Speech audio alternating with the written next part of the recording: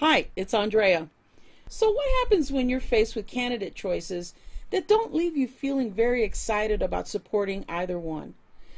I have some thoughts because many of you are being faced with this sort of Republican versus neoliberal decision, and you just feel between a rock and a hard place. Well, here in Colorado, for the 2018 general election, we have a gubernatorial race, and one candidate is a Republican and one candidate is a Democrat.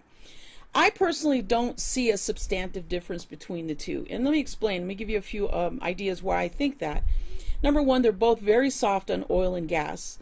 And here in Colorado, fracking is a huge concern. We have one of the most fracked counties in the nation here in Colorado. And then they're both very much into privatization. Both of them are strong supporters of charter schools. And both of them are very soft on just this general privatization and this public-private partnership way of doing business and of supposedly serving the needs of Colorado residents. Where these candidates are different tend to be in their identities and sort of their personal histories. On one hand, we have the Republican candidate who's the grandson of a former Denver mayor from the 1920s who actually was an associate and a member of the local KKK organization.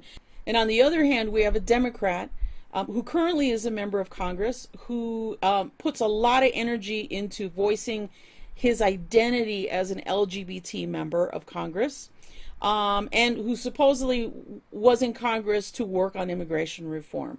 Well, if you look at his track record, he wasn't a champion on either one of those things. In case you haven't noticed, we don't have comprehensive immigration reform, and we certainly don't have federal job protections for the LGBT community.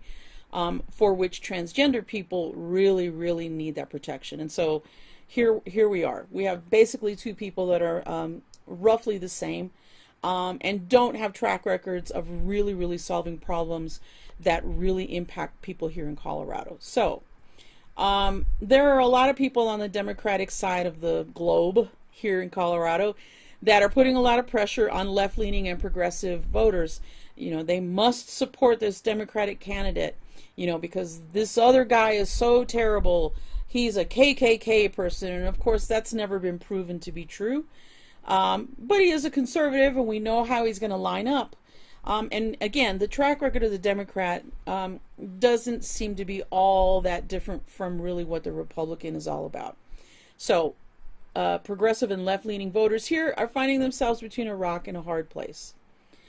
So one of the things that we need to talk about really is about what democracy actually is, because we've all been conditioned into responding to candidacies being the only way for us to express democracy.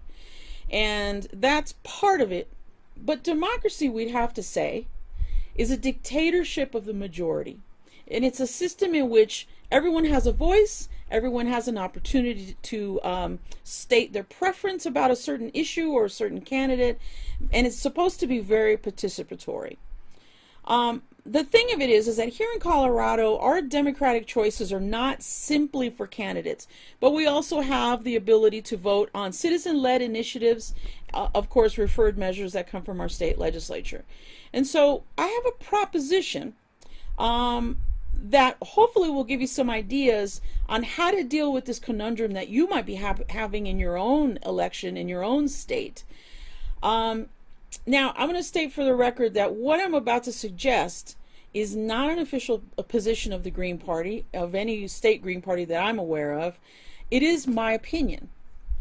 But when you're faced with a ballot that has not just candidate choices, but initiative choices, my suggestion to you, at least for the gubernatorial candidacy, is that you don't even cast a vote for governor at all. Whoa, what am I saying? That's really radical. The way that laws get passed here in Colorado is pretty much the way it is everywhere else. It goes through your state legislature, it lands on the desk of the governor signs or vetoes, and then everyone carries on. So instead of voting for governor here in Colorado, what my suggestion is that we pay more attention to the legislative candidates for House and for State Senate. Because governors don't create legislation. They simply enact it. And it's up to a state legislature to put something in front of the governor to sign or to veto. And so we have several races here in Colorado where there are some fairly interesting choices. One choice in particular is in our Colorado House District 12, where we have a woman named Teresa Stetz, who is an unaffiliated candidate who has been endorsed by the Green Party of Colorado, who is going to be strong against oil and gas extraction. She's going to be working on the Labor Peace Act, which is roughly sort of a right-to-work situation that we have here in Colorado. Is going to be bolstering our state retirement fund called PARA, and doing some of these other things that really are meaningful to the people of Colorado. And so that's why we're supporting her. But I want to get back to this idea of what democracy actually is. Yes, sometimes that includes voting. But many of us here are engaged in activist communities, and I think that's really the place where we need to practice the basic principles of democracy. And what I mean by that is accountability, transparency, principled dialogue, principled debate, coming to consensus over issues, making sure that everyone has a voice and a vote. And a lot of times we can make that happen in our activist spaces. But we need to understand that the reason why we're often faced with these lackluster choices in candidates is because the duopoly parties, the Democrats and Republican parties, and their corporate partners have conditioned us all to accept only those particular candidacies. And they actually have hundreds of years ahead of us in working on this system where our choices of democracy have become very telescoped, and that we really can't see democracy beyond the choices that were served up. And so the challenge to that for us is to build up our grassroots movements. Now, this is where the actual principles of democracy are going to be very, very important. We need things to be fair. We need folks to have a voice. We need folks to be able to make a choice. We need a space where there's principled debate and principled discussion so that we can come to the right outcomes. So how do we build this mass movement? Just a few ideas, because I want to keep this video short. But first of all, we have to build community. That means that we actually have to build relationships with one another, and we have to look out for each other's interests. Now, those of you that are engaged in activist communities that do have some direct action activities, this is a great opportunity for you to think about what it's going to take in order to have childcare for your meetings, have a bail fund just in case people get arrested at your actions, and some of these other sorts of mutual aid sorts of things. In some activist spaces, people even concern themselves with food and shelter of their members, but it's necessary because the system now is really trying to break us down economically, and you want to keep as many people together as possible, and so that kind of community building is going to be really important. The other aspect that's really important is a continuing political education. You want to make sure that newcomers understand the issues very quickly and fairly thoroughly, because you need to have as many people moving and organizing and conducting outreach as possible. The other thing, that word outreach, that's extremely important. You want to make sure that you're talking to people where you find them.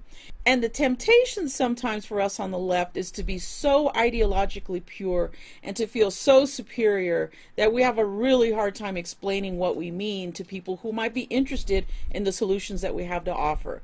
And so we have to make sure that when we're talking to people, when we're outreaching to people, that we're giving them sufficient information, but also giving them space to connect our information with their daily lives. Because like it or not, the real expert of people's daily lives are those people themselves. And so we have to give space for them to be able to talk freely about how things are impacting them, and we can help out with some more political education.